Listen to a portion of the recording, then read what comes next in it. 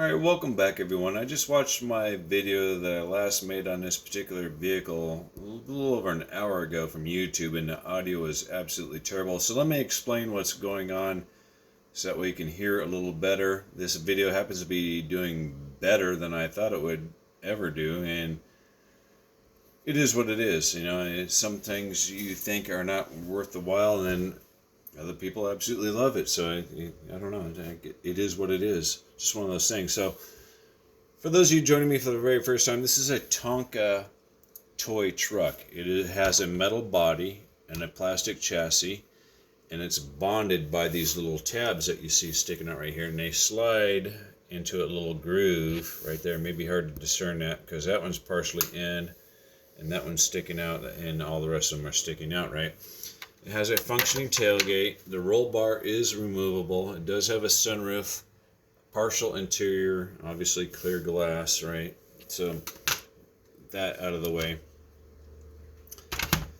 And the reason I'm making this video is because I have to take the motor back out, which I've already done, right? I've already done that because, excuse me, pardon me, I had a burp right there. Somewhere during all this custom in and out process, I lost one of the wires to the motor. It doesn't run on dark energy anymore. It seems to require some other side of the universe energy, some positive energy other than dark energy.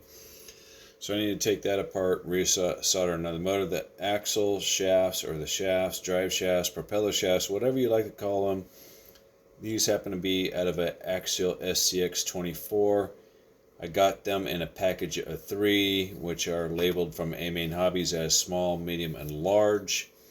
And I had to modify them slightly, and I had to modify this gearbox slightly. This gearbox happens to come out of a 1/27th, maybe 1/25th scale toy grade RC car. There is no differential between the left and the right side, meaning this output shaft and that output shaft would provide power to the rear wheels. Right, there's no differential, which works perfectly for something like this. The downside is there's no spare parts unless you're buying a spare car.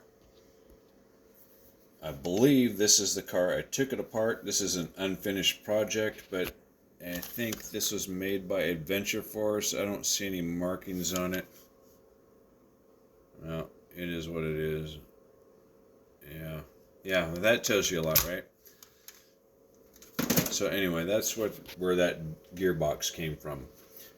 I was thinking about buying a gearbox. I saw a 2-speed gearbox for the Traxxas, their 1/18 scale TRX4, whatever the hell they call it. And that might be a perfect candidate for this vehicle if this is too fast. I don't want this vehicle to be too fast, right? Because I do not trust these little plastic U-joints, for number one. They might make... see that little plastic bit right there, the little round circle right there? That's the weak link. That is absolutely terrible. But something on an SCX24, that's probably more than adequate. But on this heavy-bodied, metal-bodied RC, that's going to be the weak link. So I don't want it too fast, but if it's got a lot of torque or speed is going to make that the weak link. The shocks come out of a 1/18 scale WL Toys vehicle. It could be the A959, A989, A969. There's like 3 or 4 different variants of the same vehicle, same chassis, different body. And I simply packed the shocks full of grease. I got the rear ones turned upside down because of the way I had to mount them. The front ones are more in a vertical position. Anybody who knows these are allegedly oil-filled shocks, but they always leak oil, so I packed them full of grease, and they shouldn't melt out unless you're driving this vehicle underneath a Falcon 9 for some apparent reason. And they'll probably melt, and the body will probably melt, and the chassis will melt, and everything else. Okay, so the axles, these axles come out of a WPL C24, but I think any of their 1/16 scale vehicles are probably the same. What I don't like about these axles is they're all off-center, meaning you got a short shaft here and you got a long shaft here. That's the part I don't like. And the same on the front. And then you got this angle since I wanted to retain the chassis to mount to the body, I wanted to keep as much of it as possible, so I got to match this pinion angle to this angle right here, which is going to help protect it a little bit. It's not going to be for performance at all, but this is going to be because you want something different, something that your neighbor can't go to the store and go buy, right? Or you want to challenge yourself. You know, I'm bored, I want something to do. Instead of building a puzzle, build a three-dimensional puzzle, right? And that's the way of looking at it. And so this is my pinion angle adapter, and underneath there's a small nut for clearance for up and down travel, and that helps sets the pinion angle. And loosen this nut right here, and I can twist this in and out, and that's going to change the pinion angle. And then the same with the rear, except I had to mount it upside down on the rear side because it would hit the bed under compression. So don't be limited in anything that you see, right? You don't have to go to a hobby store and buy an RTR or a Tamiya kit.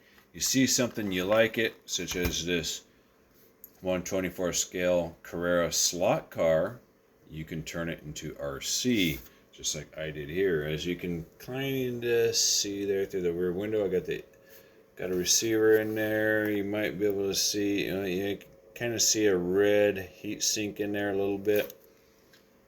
Maybe, well, kind of hard to discern that, but you can clearly see the blue servo. The silver thing you see right there is one cell lipo. Then the other silver one you see is another one cell lipo. They're mounted to left and right for balance, and then they are wired together in series to create a 2-cell lipo. And it rolls fairly smoothly. And just so you know, that is a turnable car, right? That is a modified chassis, custom steering knuckles, and it still has the magnetic track huggers, right? That's what those are. Those are magnetic. So this one's powered by a 180 size motor. So don't be limited. If you see something you like, get it. Challenge yourself. Make it into an RC. Other than that, have a good day.